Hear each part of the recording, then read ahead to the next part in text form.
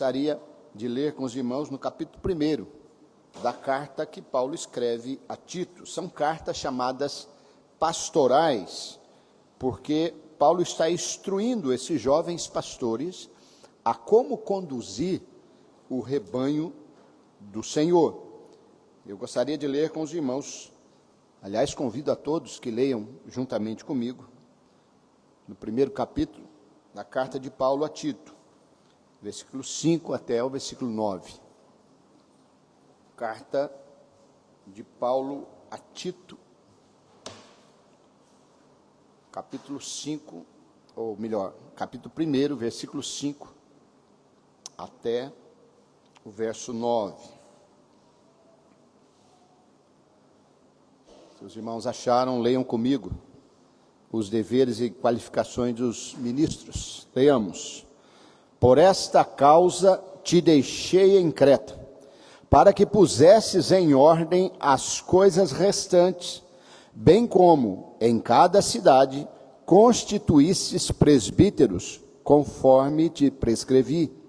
Alguém que seja irrepreensível, marido de uma só mulher, que tenha filhos crentes que não são acusados de dissolução, nem são insubordinados, porque é indispensável que o bispo seja irrepreensível, como despenseiro de Deus, não arrogante, não irascível, não dado ao vinho, nem violento, nem cobiçoso de torpe ganância, antes hospitaleiro, amigo do bem, sóbrio, justo, piedoso, que tenha domínio de si, apegado à palavra fiel, que é segundo a doutrina, de modo que tenha poder, tanto para exortar pelo reto ensino, como para convencer os que o contradizem. Vamos orar mais uma vez. Te louvamos, Pai, pela Tua palavra que nos orienta, pela Tua palavra que nos edifica, que nos mostra os caminhos que devemos andar no meio do Teu povo, a fim de Te agradar, a fim de fazer a Tua vontade. Sê conosco nessa manhã, e que Teu Espírito Santo nos dirija neste momento de culto, confirmados e certos de que Cristo Jesus, o nosso sumo sacerdote, intercede por nós, está à Tua destra, ó Pai, e por isso somos recebidos na Tua casa nessa manhã. Nos dê também entendimento quanto a esse pleito, quanto à escolha de líderes do Teu povo aqui. Dê-nos, ó Pai, capacidade nesse momento. No nome de Jesus. Amém, Pai Santo. Irmãos, liderança é algo nato. Se você colocar 3, 4 crianças e deixar num quarto, logo uma delas ou duas vai dominar a cena, vai começar a dirigir as brincadeiras, vai começar a dar o tom na conversa e por aí afora.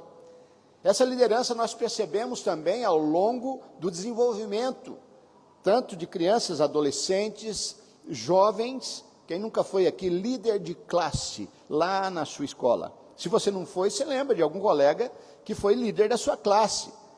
E assim vai, líder de torcida, quem sabe. O fato é que liderança é algo que está inserido, não só na mente, na cultura, mas no próprio ser de cada um de nós, seres humanos. Ou nós vamos liderar, ou nós vamos ser liderados. Essa é uma realidade. E nós vemos também, passamos para as grandes organizações, quando hoje as empresas têm o chamado CEO, que é uma sigla, é o chefe executivo, é aquele diretor que vai dar também a direção daquela empresa. E é interessante que para a pessoa chegar a ser CEO de uma empresa, ou diretor que seja, ele precisa de um vasto currículo. Você não vai chegar numa empresa de médio, grande porte e falar, olha, eu quero ser o diretor. Não funciona dessa forma. Você tem que conquistar, você tem que apresentar cursos, experiência em outras empresas, quem sabe, a fim de que você entre num páreo, numa disputa com outros candidatos, a fim de conseguir aquela vaga. Na política também funciona dessa mesma forma. Os nossos líderes políticos, tanto nas áreas do executivo ou do legislativo, são pessoas que vão a campo e vão mostrar o seu trabalho, vão mostrar o seu caráter, para que nós escolhamos os melhores. Nem sempre isso acontece, mas deveria ser. Por que não acontece? Porque nós não, muitas vezes, analisamos o currículo, analisamos o histórico daquele político, daquela liderança de bairro, quem quer que seja. O fato, irmãos, é que nós estamos diante de Paulo organizando a igreja. E é interessante que essa não é a primeira vez que isso acontece, mas o livro de Atos está nos mostrando que Paulo tinha essa prática. E na sua primeira viagem missionária, quando ele passa por aquelas cidades, Derbe, Listra, Icônio, depois ele volta naqueles mesmos lugares, organizando essas igrejas das quais ele havia organizado, ou ele havia pregado o evangelho. Pessoas haviam se convertido naquelas cidades. E na volta ou no retorno da viagem, ele passava então organizando essas igrejas. Portanto, é algo inteiramente bíblico, a organização da igreja do Senhor Jesus Cristo. O próprio Senhor Jesus Cristo chamou 12 homens, 12 discípulos, aos quais ele incumbiu. Ele os chamou de apóstolos ou mensageiros do próprio Cristo Jesus, a fim de que dessem continuidade à obra que Jesus veio realizar aqui na terra. Portanto, irmãos, a organização da igreja é algo bíblico. E nós estamos diante de um texto que vai nos apontar essa realidade, vai nos provar que é um texto inspirado pelo Espírito Santo, a fim de que o apóstolo oriente a igreja. Portanto, estamos aqui não fazendo uma vontade do conselho, não fazendo uma vontade da própria assembleia, mas estamos aqui fazendo primeiramente a vontade de Deus, a fim de que a sua igreja seja uma igreja organizada. E esse é o objetivo dessa carta, essa é a instrução. Veja que Paulo está instruindo esse jovem pastor, chamado Tito, quanto à necessidade de organizar essa igreja e combater, sobretudo, as heresias que estavam já naquela época entrando no seio da igreja. Nós vamos ver aí, se você tiver curiosidade depois, procurar o texto, no versículo 10 em diante ele vai falar disso, ele vai falar porque existem muitos insubordinados, pauradores frívolos e enganadores, especialmente os da circuncisão. É preciso fazê-los calar. Portanto, a liderança está envolvida não só na direção do povo de Deus, mas sobretudo no ensino do povo de Deus por meio da palavra do Senhor. E a ideia desenvolvida por Paulo é que o próprio Deus escolhe essa liderança. Volte aí um pouquinho no versículo 3 do capítulo 1, ele fala assim: em tempos devidos manifestou a sua palavra mediante a pregação que me foi confiada. Paulo tinha convicção que o evangelho que ele pregava, as ações que ele fazia no meio do povo não era dele, não era fruto da sua mente, pelo contrário, foi o próprio Deus que o chamou, que o capacitou, que confiou a ele esse mandato. Ele diz aí que me foi confiada por mandato de Deus, nosso Senhor. E depois, no versículo 4, ele convoca também Tito, esse jovem pastor, verdadeiro filho, segundo a fé comum, ou seja, companheiro de lida, companheiro de pastoreio, que também foi chamado por Deus para liderar a igreja, e este irmão Tito, então, que foi chamado pela mesma graça, pela mesma paz, pela mesma parte de Deus em Cristo Jesus, o nosso Salvador. Portanto, irmãos, Os líderes da igreja do Senhor são primeiramente chamados e convocados por Deus. E para isso também eles são capacitados para cumprir essa boa obra. E veja, ele diz mais, que não só tem a convicção de que foi Deus que o chamou, mas ele diz que ele é servo de Jesus Cristo. Se você olhar no primeiro versículo, ele vai falar assim: Paulo, servo de Deus e apóstolo ou mensageiro de Jesus Cristo, para promover a fé dos eleitos de Deus. Então está tudo definido pelo próprio Deus, a fim de que a sua igreja seja edificada, a sua igreja seja convocada, seja chamada pela pregação do Evangelho e pela ação do Espírito Santo. Então, nós aqui nos reunimos debaixo da mesma fé, debaixo do mesmo propósito. E qual é esse propósito? Servir ao Senhor. Portanto, na casa de Deus não existe hierarquia. Veja, nós estamos escolhendo uma liderança que na verdade são homens escolhidos por Deus para dar o tom. E esse tom eles não dão do seu próprio entendimento, mas dar o tom de Deus por meio da palavra. Portanto, no reino de Deus todos somos servos. Aliás, os discípulos certa vez chegaram em Jesus e perguntaram: Senhor, qual de nós aqui é o maior? E lá na mente deles já estava: quem sabe Pedro é o mais importante, né? Quem sabe João, que era o discípulo amado. E Jesus dá a seguinte resposta: no reino de Deus, o maior é o que serve. Porque ele, o próprio Deus, que tomou forma de homem, veio para servir. E o próprio Cristo Jesus é o nosso exemplo maior. Portanto, Tito é um conservo de Paulo e está envolvido nessa mesma proposta, chamado para liderar o povo de Deus. E é por esta causa, que aí está no versículo 5, Paulo então deixou Tito lá na ilha de Creta. E essa ilha é uma ilha no sul da Grécia, e que, segundo o próprio Paulo diz aqui, já havia naquela época muitas cidades ao entorno dessa ilha, e Tito tinha essa incumbência, Tito tinha esse propósito, esse objetivo, esse serviço de ficar lá para organizar. E é interessante que Paulo diz: olha, por essa razão te deixarei em Creta para que te deixei em Creta para que pusesses em ordem as coisas restantes, o que dá a entender que Paulo tinha começado a fazer alguma coisa, a organizar alguma coisa ali. Mas ele está, nas suas viagens missionárias, ele está sendo talvez levado para Roma, e ele escreve essa carta, segundo alguns estudiosos, ele escreve da própria Roma, num dos períodos que ele ficou em liberdade.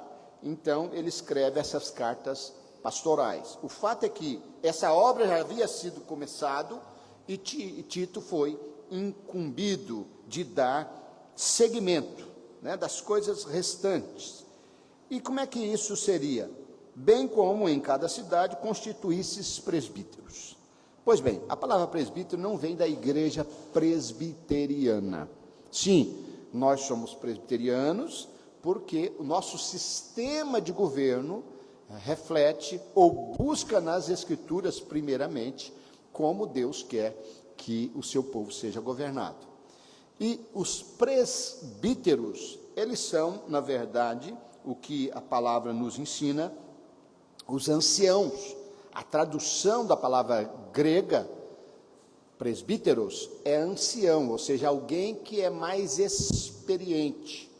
E, primeiramente, o que nós pensamos em ancião é alguém de cabeça branca, e não está errado, é isso mesmo, o ancião é quem tem experiência, mas necessariamente, naquilo que tange ao presbiterato da palavra de Deus, não está necessariamente ligado à idade, porque nós vamos ter, no meio da igreja, homens idosos que não têm experiência cristã, que são neófitos.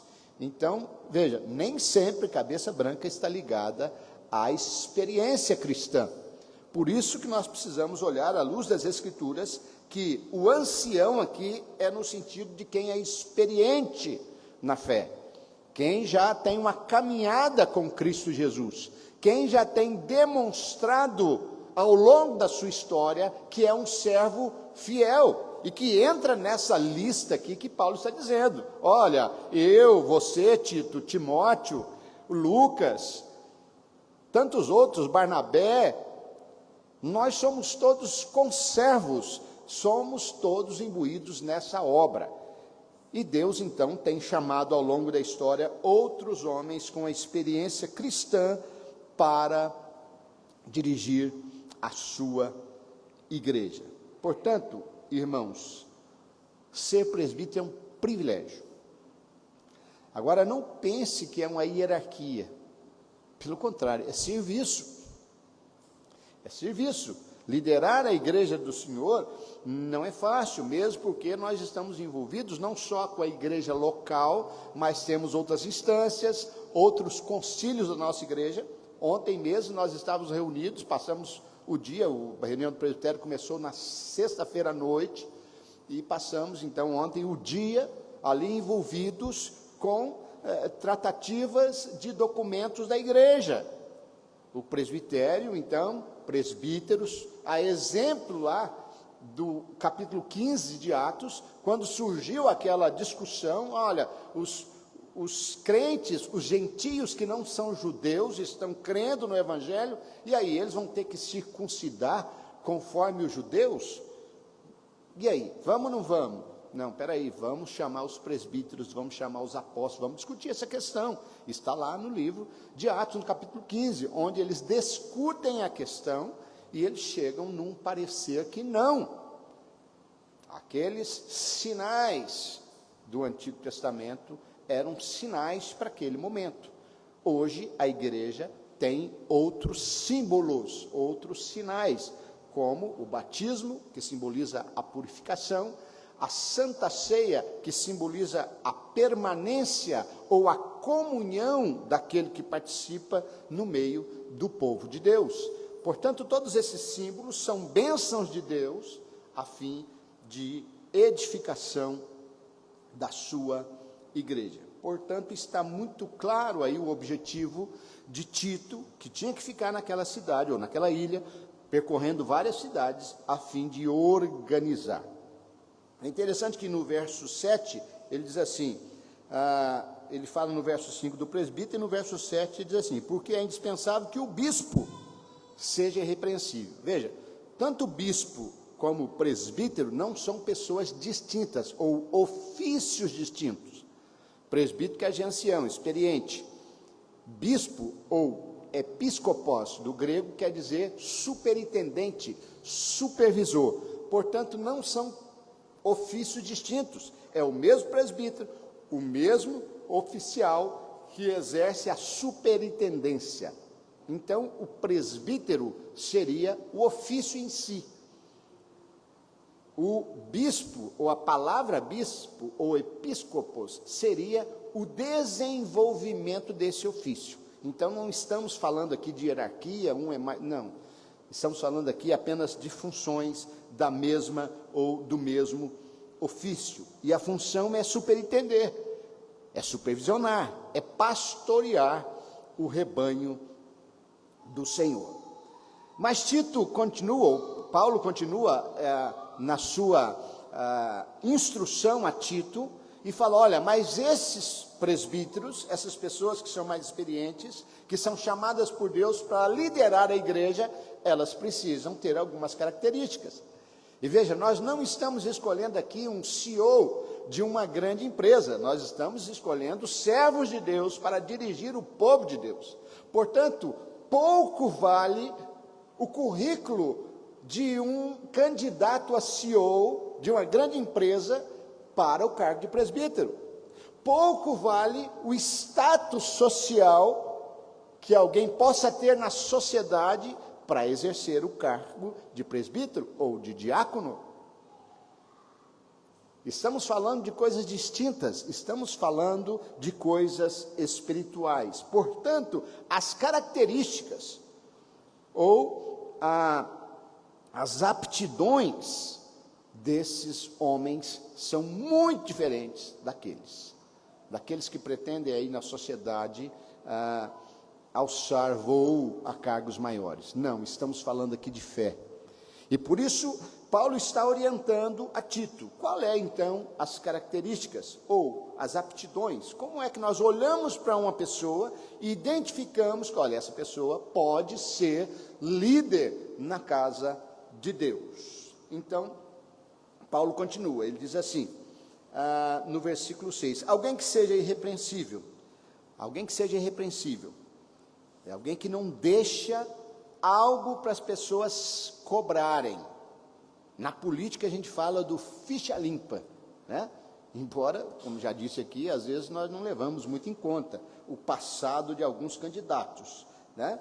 Mas nós precisamos olhar. O que Paulo está dizendo aqui é, olhe o passado. Como é que essa pessoa se porta da igreja? Como é que essa pessoa se porta na sociedade? Como as pessoas a consideram? Qual é a fama dessa pessoa, tanto dentro da igreja, como fora da igreja? Precisamos olhar as características, as qualificações dessas pessoas. É alguém que não é repreendido. Imagine você, algum líder da igreja, vira e mexe, está sendo repreendido aí, no meio da igreja, ou no meio da própria sociedade, né? Sendo chamado a atenção, ou às vezes até aparecendo em escândalos. Não dá. Por isso precisamos olhar, sim, o passado, precisamos ver como que essa pessoa tem se comportado no meio do povo de Deus. Mas Paulo diz que essa pessoa, esse possível líder da igreja do Senhor, precisa ser marido de uma só mulher. Pois bem, ele entra aqui numa ideia aqui do governo do lar. Muitos têm, dos estudiosos, que têm levantado questões. Marido de uma só mulher seria o quê? Né? Seria a monogamia? Sim, caberia. Né? Porque dentro do povo de Deus, a poligamia não funciona. Né? Não é da vontade de Deus, desde o princípio. Por quê? Porque Deus criou um homem e uma mulher. Deus não criou um homem e mais companheiras, pelo contrário, desde o início, e ainda que servos de Deus no passado tiveram outras mulheres, e muita gente pergunta, mas Davi teve aquela mulherada, Salomão nem se fala, né? 300 mulheres e 700 concubinas. Agora imagina o preço que Salomão pagou. Davi, é claro, nós vemos a família de Davi destruída. O irmão tem um relacionamento incestuoso com a sua própria irmã. E depois o outro irmão, que era irmão só por parte de pai, vai e mata esse rapaz que aproveitou ou abusou da sua própria irmã. Isso na casa de Davi.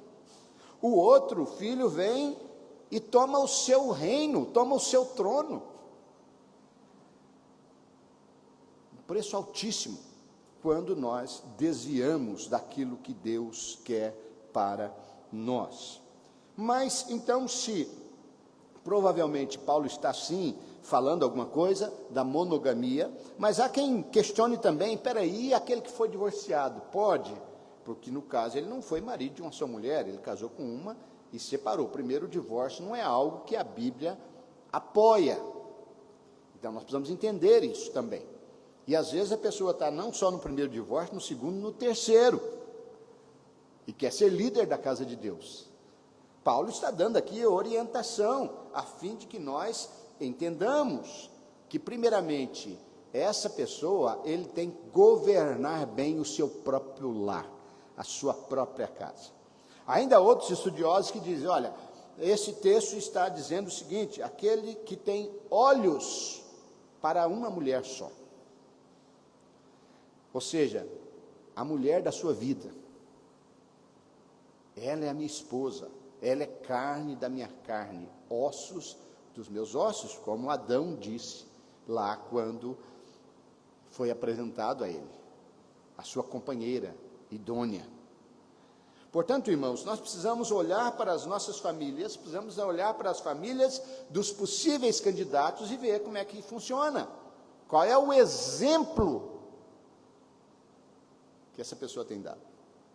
Assisti um filme uma vez, talvez você tenha assistido, chama-se Um Homem de Família. O ator é o Nicolas Cage, e por ocasião do Natal, ele que é um CEO, um executivo de grandes empresas, ele num sonho, ele acorda numa casa do interior, numa casa de família. E aquilo, o filme desenvolve dentro dessas duas realidades. Não vou contar, não vou dar spoiler, se você não assistiu, assista o filme, é interessante. O fato é que o servo de Deus tem que ser um homem de família, tem que ser um homem de casa, tem que ser um homem que cuida bem da sua esposa e que cuida bem dos seus filhos, que diz aí Paulo. E Paulo ainda pergunta, como é que alguém que não governa bem a sua própria casa vai governar a igreja do Senhor? Por isso nós precisamos olhar sim para o candidato, olhar sim como é que é a família, como é que são os filhos. São filhos insubordinados, como ele diz aí? São filhos acusados de dissolução. Dissolução quer dizer uma vida desregrada. Sabe aquele que vive por um tanto? Aquela pessoa que não tem freio. Lembra a Bíblia conta, Jesus falou a parábola do filho pródigo. E ele foi viver uma vida dissoluta, uma vida desregrada. E qual que foi o final? O final dele foi parar lá junto com os porcos, querendo comer comida de porco. Então nós precisamos olhar como é que é a família, como é que o nosso irmão pretenso candidato trata a sua família, cuida da sua casa, como são os seus filhos. É o que Paulo está aqui nos ensinando. E ele diz mais, porque é indispensável que o bispo, ou o supervisor, o superintendente, o líder, seja irrepreensível como despenseiro. Ele é o mordomo de Deus, é quem cuida da despensa espiritual de Deus. E no caso dos diáconos que foram escolhidos, lá em Atos, no capítulo 6, eles cuidam também da despensa física. Porque a primeira função do diácono é a questão social. Para isso que foram criados. Está lá no capítulo 6 de Atos. As viúvas dos helenistas estavam sendo esquecidas na distribuição dos pães. E vão procurar os apóstolos. Olha, não é bom que nós deixemos a palavra de Deus para servir as mesas, mas escolham entre vós homens cheios do Espírito Santo, homens crentes, homens de verdade, homens que olham e percebam a dificuldade do próximo. E esses homens, então, vocês elejam para diácono. Então, elegeram aqueles 7 primeiros. E é interessante que eles eram pregadores da palavra de Deus. Estevão foi o primeiro mártir no princípio da igreja, pregando o evangelho. Filipe também, grande pregador da palavra do Senhor. Portanto, não é que o diácono, ele apenas serve à mesa. Essa é a primeira função. Mas ele é servo de Deus, ele é homem de Deus, é homem cheio do Espírito Santo, ele precisa ser qualificado também para realizar esta obra. Mas Paulo segue nas qualificações e diz que esse bispo, esse líder, precisa ser repreensível, como já dissemos aqui, não pode ter má fama, algo que alguém venha repreendê-lo diante da igreja. Ele é um bom mordomo, serve primeiro a Deus e também quem gosta de servir a igreja. Se você não gosta de servir a igreja, não se aventure no oficialato da igreja, porque é trabalho. É trabalho. Você está sendo convocado para trabalhar para o reino. Você não está sendo convocado para colocar num pedestal, né, e te coroar. É o líder da igreja, o presbítero fulano de tal, o diácono fulano. Não. Você está sendo convocado para arregaçar as mangas e trabalhar para o reino de Deus. Portanto, se esse não for o seu propósito, então não entre, porque tem trabalho, e muito. Veja que ele não pode ser também irascível, é uma pessoa rancorosa, que você vai perguntar agora, imagina o mesmo perguntar para o presbítero, me ensina isso aqui. Não, vou ensinar não. Uma pessoa que não tem tato nenhum de pastoreio. E o pastoreio, irmão, eu tenho um pastor que, um colega meu é pastor da Igreja Batista, ele fala o seguinte: pastor tem que gostar de ovelha. Pastor tem que meter o dedo no casco e limpar as bicheiras das ovelhas. Se o pastor, o presbítero, o diácono, quem está na liderança de Deus, não gostar de ovelha, não gostar de se envolver com gente, e aí ele fala aí que ele tem que ser hospitaleiro, tem que gostar de estar junto com gente, tem que receber na sua casa, tem que pastorear, tem que acompanhar a vida da igreja. Então, ele não pode exercer o cargo.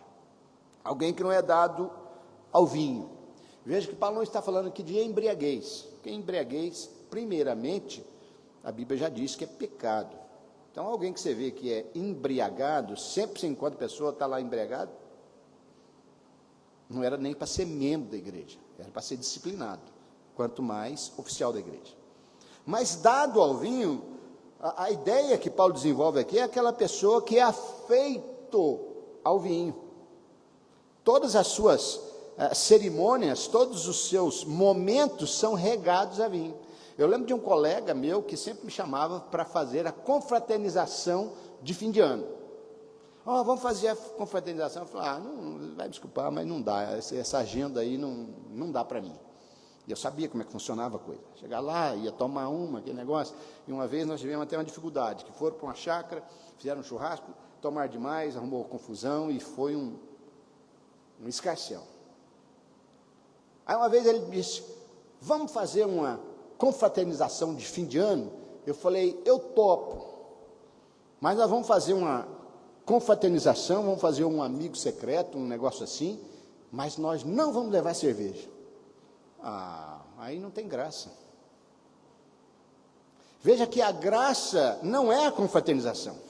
A graça não está junto com os colegas para passar momentos de alegria. Não, a graça está no vinho, no álcool, na cerveja. Portanto, Paulo está dizendo aqui claramente, a pessoa não pode ser deste meio. Nós somos santificados, nós somos separados para Deus. Não podemos viver como os demais que não têm esperança. Pode ser uma pessoa que não pode ser violenta, e veja que uma coisa vai puxando a outra, né? Pessoa que é dado ao vinho, geralmente está falando demais, e geralmente extrapola, e geralmente trata mal, primeiramente, a sua própria casa, primeiramente os filhos, e depois é violento não só com a esposa, como nós temos percebido aí, algumas denúncias aí fora, pessoas que são violentas dentro da própria casa. Conta-se uma história que uma criança chegou no seu pai na igreja e falou assim, pai, eu queria que o senhor fosse do mesmo jeito que o senhor era aqui na igreja, lá em casa. Precisamos, irmãos, entender que o nosso testemunho é um testemunho vivo. Como é o tratamento desse pretenso oficial com a sua casa, com seus filhos, com a sua esposa, com a sua família? Precisa ser um homem sóbrio, justo, piedoso, que tem uma vida de piedade. E a vida de piedade é justamente uma vida pia, ao contrário de ímpia. Uma vida pura, uma vida santa diante do Senhor, que tenha domínio de si. Aquela pessoa que você chega para conversar, você sabe, eu vou ter um bom papo. Nós vamos discutir assuntos profundos. Eu vou ser edificado. Triste coisa, irmãos, é quando a fama é ruim. Quando, sobretudo, se tratando de oficial de igreja. E eu já ouvi isso. O que fulano fala não se escreve. Que terrível, que tristeza para a liderança do povo de Deus.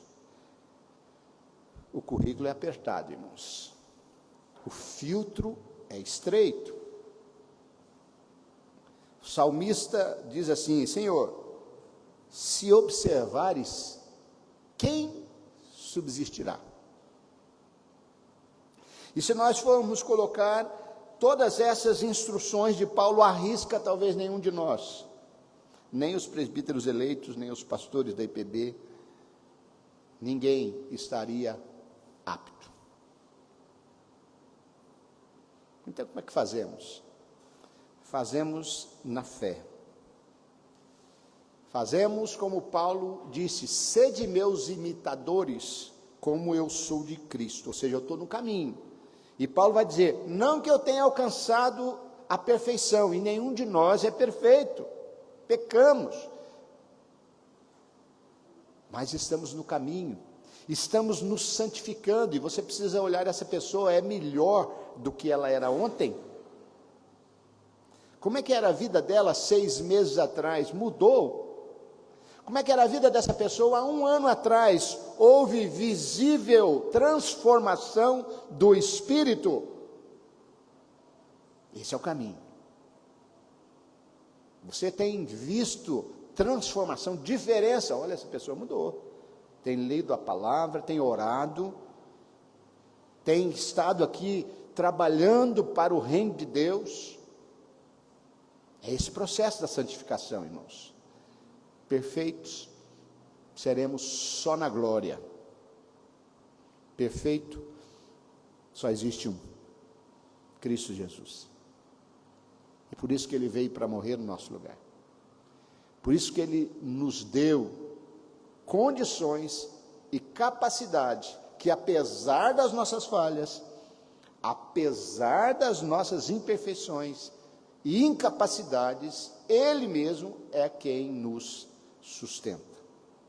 E se tivermos esse entendimento, e se toda vez que nós errarmos, nos humilharmos, porque ele não pode ser também soberbo, ele precisa se humilhar, pedir perdão para Deus primeiro, mas para os irmãos: irmão, você me perdoa. Esse é o caminho. Não que eu tenha alcançado a perfeição, diz Paulo, mas eu prossigo para um alvo, eu tenho um objetivo, e o objetivo é ser servo do Senhor. Que Deus assim nos abençoe e nos dê condições, não só de exercermos o oficialato, quer seja no presbiterato docente, regente, quer seja no diaconato. Portanto, nós vamos orar mais uma vez, e depois cantaremos ainda um cântico, a começar em mim. Pai, Tu és o Senhor da história, e tem dirigido o Teu povo, desde que mundo é mundo. Tu tens chamado homens imperfeitos, homens caídos, mas Tu tens também restaurado esses homens na Tua presença, desde o Éden.